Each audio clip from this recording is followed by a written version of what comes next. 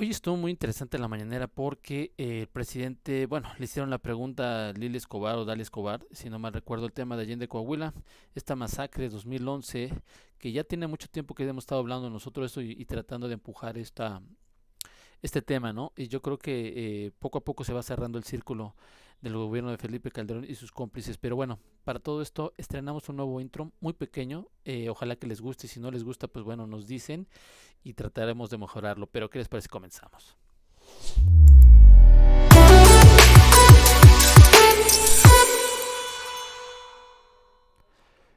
Bueno, yo creo que es algo que tenemos nosotros que ir señalando. Son cosas que se tienen que ir descubriendo, se tienen que ir puntualizando, porque son temas muy fuertes. Felipe Calderón, yo no sé cómo hace para tratar de llevar una vida donde realmente por su mezquindad como persona y como su baja moral hizo que de este país que se viviera un infierno, montajes, supuestos, omisiones, vaya que es un sanganazo. Pero bueno, vamos a escuchar la pregunta que le hacen hoy al presidente Andrés Manuel y respecto a este tema. El general Luis Crescencio Sandoval, secretario de Defensa, contesta porque también pareciera que esta pregunta luego hacen que para embarrarlo, pero hoy dejan claro y hace puntualizaciones muy precisas para también no echarle la culpa a quien no la tiene. Y sabemos que estos temas siempre se van manejando de una manera recurrente y en las mañaneras, pues bueno, es tierra de ataques, ¿no? Yo creo que sí hay que empezarlo a señalar. Pero escuchamos lo que dice el secretario de Defensa. Gracias, presidente. Buenos días, Dalila Escobar, de A Tiempo TV. Preguntarle, bueno, este año se cumplen 10 años de la masacre en Allende, Coahuila, donde, bueno, de acuerdo con pobladores, desaparición de 300 personas, y es un tema que, bueno, pues ya se ha planteado incluso aquí. Usted incluso había mencionado que la investigación seguía abierta, y aprovechando que está aquí el secretario de la Defensa Nacional, en una investigación apenas hace unos días, reciente, de la revista Proceso, informaba que precisamente, bueno, pues es el secretario general, quien en aquel momento estuvo a cargo de la guarnición que estaba en Piedras Negras y que tuvo conocimiento casi inmediato de estos hechos. Quisiera ver la posibilidad de preguntarle al secretario qué fue lo que sucedió en aquel momento, si se dio vista, si se tuvo conocimiento y si en efecto van a continuar las investigaciones en este sentido, presidente. Gracias. La primera. Sí, eso sucedió hace 10 años más o menos, ¿no? 10 años. ¿Quién era gobernador? Estaban Moreira, precisamente. Moreira. ¿Cuál de ellos? Era, fue en 2011. Humberto. Moreira. Humberto sí, y luego. Se dio en una situación de mucha inestabilidad política, pero sobre todo de mucha violencia en Coahuila, estos lamentables hechos. Pero ¿podría el general explicar?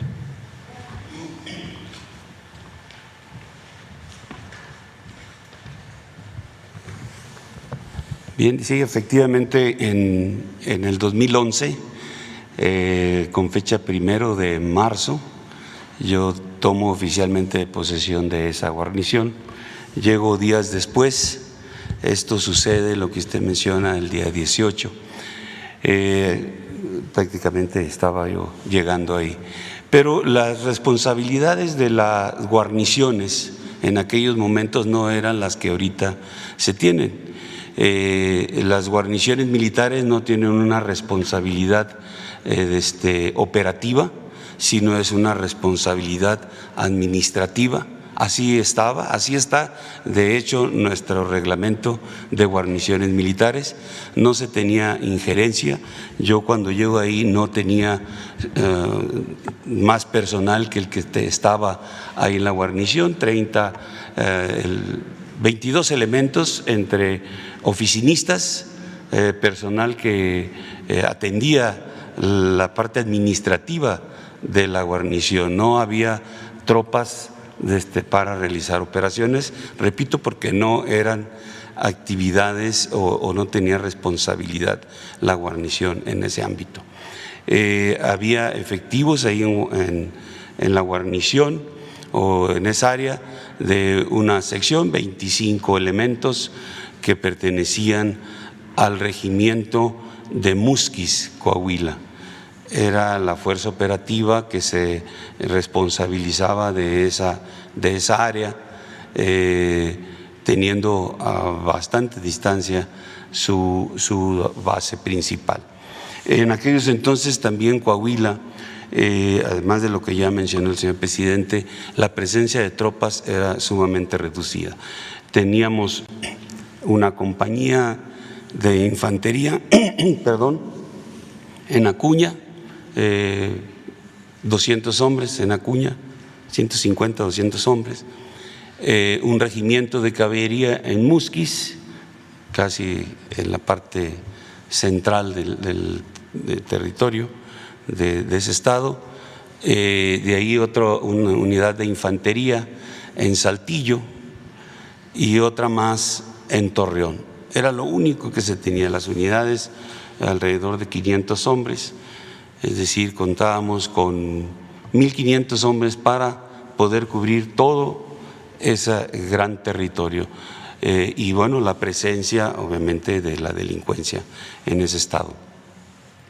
Por esas fechas también fui designado responsable de la atención de un incendio que empieza precisamente en esas fechas en Acuña y que va a través de todo el territorio hasta Musquis. Ahí es donde logramos parar el incendio. Entonces mi ocupación principal en esos momentos era la atención del incendio, controlando, siendo responsable de lo que era la parte del ejército, de la Fuerza Aérea y todo lo de protección civil que se estaba sumando al control del incendio. Además, la responsabilidad operativa, no era mía, era del comandante de la zona. Como lo es actualmente, los comandantes de zona son responsables de las actividades operativas y administrativas que se realizan dentro de su área de responsabilidad, que normalmente ocupan un estado o hay estados que los tenemos divididos en 2 o en 3 zonas militares. Entonces no era yo el responsable directo en ese momento de esa parte. Quiero sí citar que en la actualidad en algunas guarniciones, como lo fue también en su momento la guarnición de Piedras Negras, se le han asignado responsabilidades operativas. De hecho, en la parte de ahí de Piedras Negras, cuando yo termino la responsabilidad de cubrir el incendio, unos meses después, debido a la situación que iba en incremento la presencia delincuencial y la actividad delincuencial, se convierte Piedras Negras junto con otros municipios de Coahuila como parte de una operación, la Operación Noreste, que era controlada y responsabilidad de la comandancia de la 4ª Región Militar con sede en Monterrey, porque en Monterrey y Tamaulipas ya se tenía esa operación y se conjugaron ahí algunos municipios. En ese momento, más o menos unos 8 meses después de que yo arribé a esa guarnición, es cuando se da el apoyo de tropas para realizar operaciones y se inician las operaciones, y ahí sí, después de 8 meses, fui responsable de la actividad operativa que ahí se realizaba o coordinando el esfuerzo de los hombres que estaban ahí asignados a Piedras Negras y la parte que le llaman 5 manantiales. También quiero hacer referencia que de Piedras Negras hacia el lugar donde fue, en Allende, pues hay una distancia considerable que debido a esa dispersión de tropas o a la gran extensión de terreno, pues los responsables en su momento, que era el regimiento de caballería que tenía esa área, pues era difícil cubrirla con sus hombres, ¿no? Una extensión sumamente amplia. Inclusive como parte de la estrategia para atender Coahuila, fue creciendo en efectivos. En la actualidad hay una cantidad importante de efectivos que se ha llevado dentro de esta estrategia. Inclusive ahorita en estos momentos estamos construyendo un regimiento, 560 hombres más que van a estar asignados a Ciudad Acuña. Ahí se están realizando una instalación. Entonces ya tenemos una cantidad diferente a lo que teníamos en ese momento. Hay unidades en Piedras Negras, ya no es solamente esa guarnición, hay una unidad de caballería con 560, 580 hombres, otra más que va a haber en Acuña, tenemos una más al centro del estado, en Monclova, tenemos seguimos con el batallón de Saltillo, el de Torreón, y además una brigada de policía militar que está en San Pedro de las Colonias, 3,000 hombres, y una fuerza que está integrada en La Laguna, donde es la responsable de atender toda la parte de La Laguna. Entonces, en la actualidad nos permite tener un cubrimiento importante del terreno o que tiene Coahuila, que anteriormente no se tenía. General, Gracias. nada más puntualmente preguntarle si en aquel momento entonces sí tuvieron conocimiento y aunque no fuera la facultad, pues contaban con esa información, pero no se atendió o no se pasó a la instancia correspondiente, solamente… En aquellos momentos también había una particularidad. Para poder, precisamente por lo que no se tenía la condición que hoy se tiene en la actual administración federal, que era el que no podíamos actuar en el ámbito de la seguridad pública. No se podía actuar. Para poder nosotros actuar en el ámbito de la seguridad pública tenía que existir una petición del gobernador del estado hacia la Secretaría de Gobernación, de la Secretaría de Gobernación hacer el análisis, hacer ver o establecer cuál iba a ser la estrategia, y si se determinaba que nosotros deberíamos entrar porque no se tenían las fuerzas suficientes de seguridad pública para atender el problema, entonces entraríamos a hacerlo.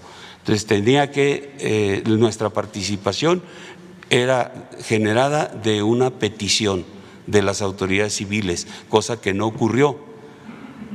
Eso no ocurrió nunca. Entonces no se podía participar. Hoy en la actualidad tenemos, gracias a que se hizo la modificación en la Constitución, en nuestra Constitución, pues tenemos la oportunidad de participar en el ámbito de la seguridad pública, que eso ha ayudado grandemente porque no hay ese obstáculo tan grande que existía anteriormente para atender el ámbito de la seguridad. ¿Qué teníamos que hacer? Andar operando, andar afuera, andar buscando a los delincuentes para que en el ámbito de la flagrancia se diera el encuentro con ellos y entonces pudiera uno actuar única y exclusivamente en flagrancia delincuencial. No había otra manera de hacerlo. Entonces, al no haber una petición, no podíamos participar. Sí hubo una presencia posteriormente de personal del regimiento de caballería de Musquis, que fue al área a hacer, verificar qué es lo que estaba sucediendo o qué había sucedido.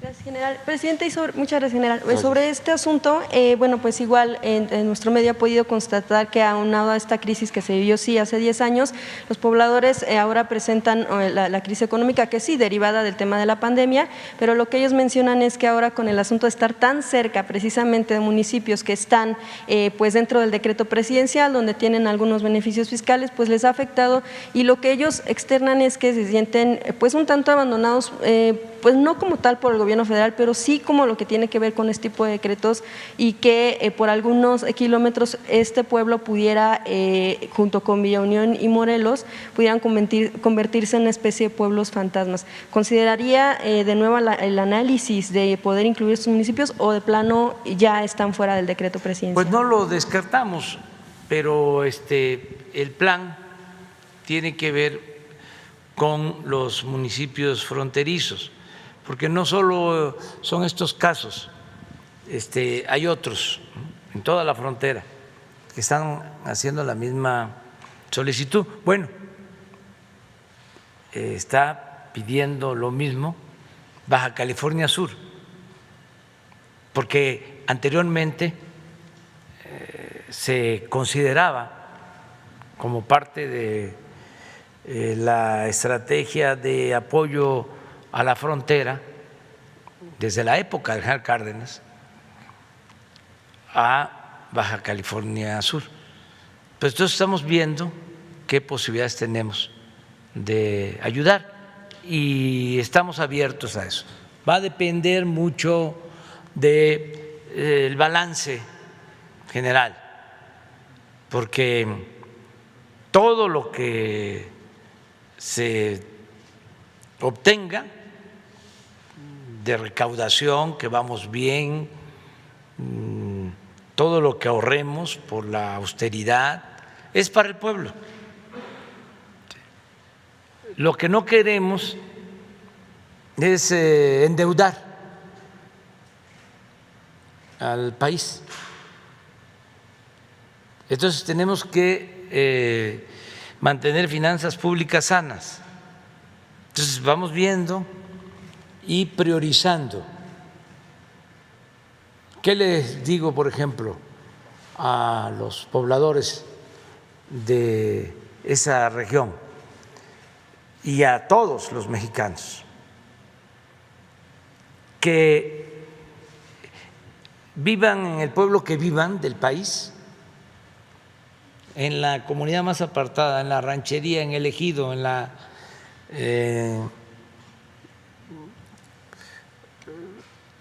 zona más remota, en la sierra, en el desierto, donde estén, van a estar recibiendo sus apoyos. Y cada vez van a ser más. Por ejemplo, el programa de adultos mayores. En todos los pueblos de México, donde hay adultos mayores, se va a entregar la pensión. Y cada vez va a recibirse una cantidad mayor.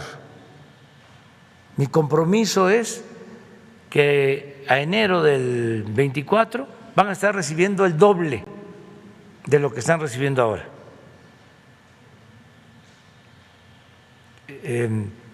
Pero así también las niñas, los niños con discapacidad y todos los discapacitados, porque estamos buscando un acuerdo con los gobiernos de los estados, ahora que vinieron los nuevos gobernadores electos, ellos quieren que se establezcan convenios con la federación para que ellos pongan un 50%, nosotros 50% restante, y no solo se dé la pensión para discapacidad a menores de 18 años o hasta 18 años, sino de 18 a 64, que ya a partir de los 65 ya es la pensión de adulto mayor. Bueno, entonces, como hay discapacitados de 18 a 64 años que no están recibiendo pensión, ellos estarían en condiciones de aportar el 50% y nosotros el restante 50% para tener a todos los adultos mayores con pensión y a todos los discapacitados. Estamos hablando de 6 millones de discapacitados. Sí, porque lo que se tiene ahora es 1 millón de niñas y niños, esos pobres, esos todos, y también discapacitados que reciben la pensión de adultos mayores. El censo del 20 habla de 6 millones. Ya comenzó, incluso ya se está entregando a mayores de militares, pero también por parte de pobladores el ingreso de un camión de basura a la basera. Ellos lo que mencionaban es que aquí ya nos jalamos tanto en otra pregunta, pero es muy interesante recordar qué es lo que realmente pasó en Allende, Coahuila, y quién gobernaba, quién se lo dijo, quién lo señaló. Yo creo que es muy interesante recordar este video que habla y en serio, esto es algo que por no meternos en un poquito más de tema del pasado, pero sí señalando lo que pasó, ¿no? ¿Se acuerdan de Humberto Moreira? Digo, vamos a ver si está por aquí el video. Y bueno, lo que dice el presidente, vamos a escucharlo antes de que ahorita yo les presente todo el video completo. Con estas mañaneras, qué bien, porque si no, imagínense, nos tendrían bloqueados, rodeados y nos estarían apaleando y nosotros sin poder decir nada, sin defendernos. Entonces, qué bien que se da este diálogo colectivo y vamos a continuar así, pero no podemos alargarnos mucho también porque hay que ir a desayunar.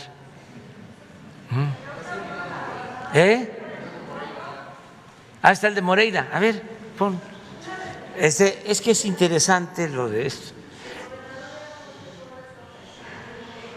A ver, vamos a ver lo de Moreira. Pero a ver. Y me dijiste en el trayecto, ¿qué piensa usted de estos castigos a secuestradores y narcotraficantes? Te dije, debe ser un castigo legal muy severo.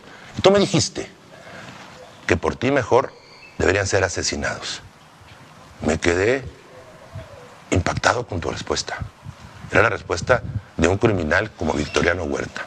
Eso eres, te pareces mucho a él, un poco más frentón, bueno, mucho más frentón que él, pero más loco que Victoriano Huerta. Ya cálmate, Calderón, cuando tomes... No, yo pensaba que estaba más fresa, no hombre. Bueno, esto es parte, ¿no?, de lo que el presidente dijo al cerrar nada más la mañanera, pero yo les voy a poner el video completito, pero completito de Humberto Moreira, porque parece que mucha gente pues no se acuerda lo que Humberto Moreira, Felipe Calderón pues protagonizaron hace algunos ayeres, pero les vamos a poner el video completo para que ustedes lo vean. Escuchen el video completo. Felipe Calderón, el usurpador, el que se robó la presidencia, ha estado estos días muy boquiflojo, con su tuit poniendo una sarta de mentiras, de insultos, de agravios hacia mi persona.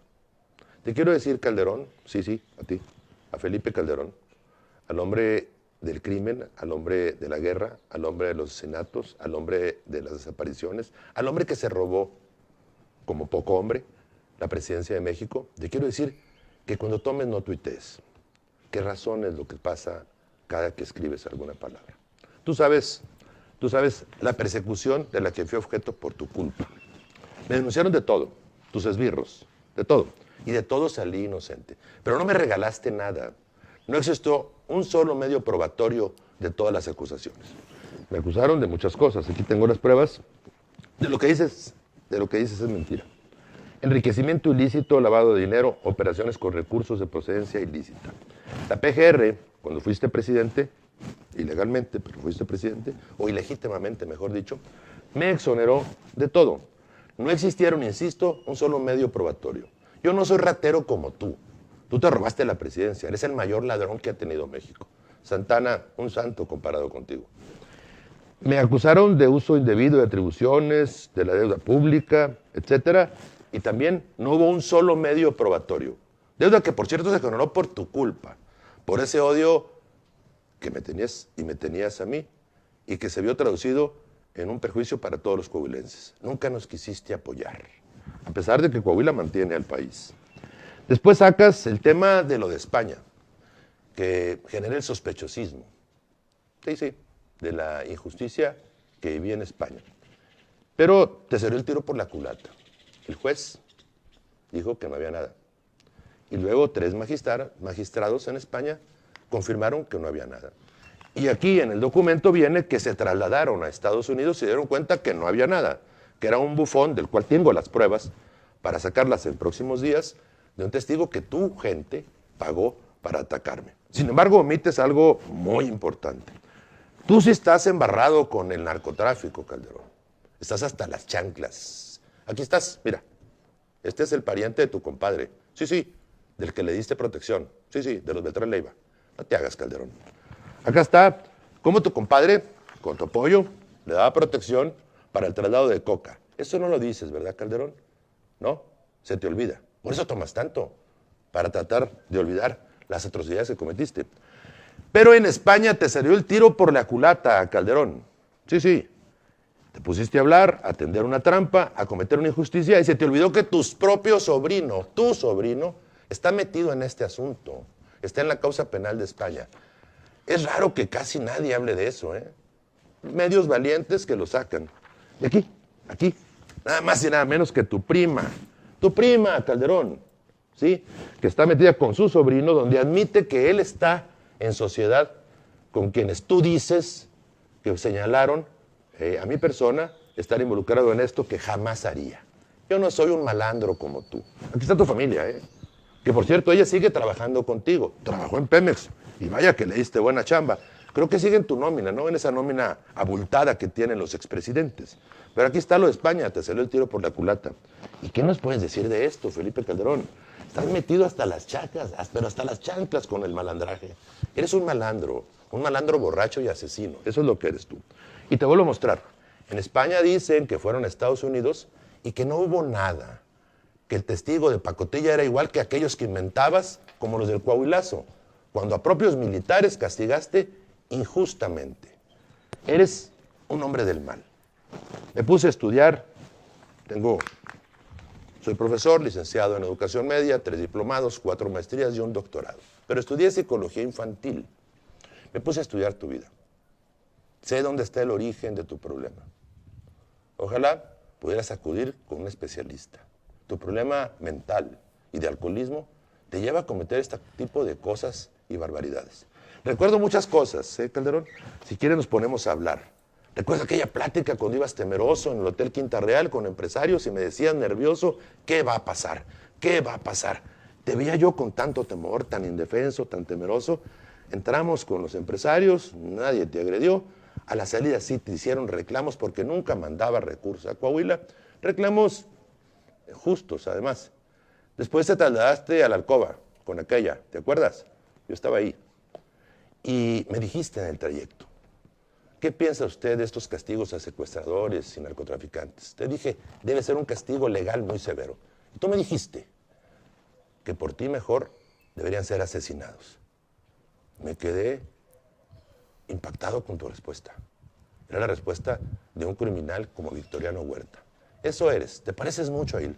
Un poco más frentón, bueno, mucho más frentón que él, pero más loco que Victoriano Huerta. Ya cálmate, Calderón. Cuando tomes, no tuitees, tranquilízate. No encontraste nada porque no hay nada. Me investigaste de todo.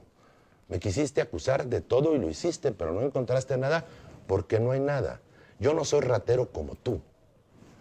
Entiendo, te entiendo muy bien tu estado. Te compadezco sinceramente. Me gustaría que fueras con un especialista.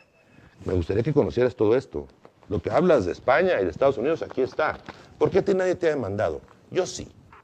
Y 23,000 mexicanos también. Pero ¿por qué nadie te ha demandado en la Procuraduría General de la República? Quizá nos animemos a hacerlo.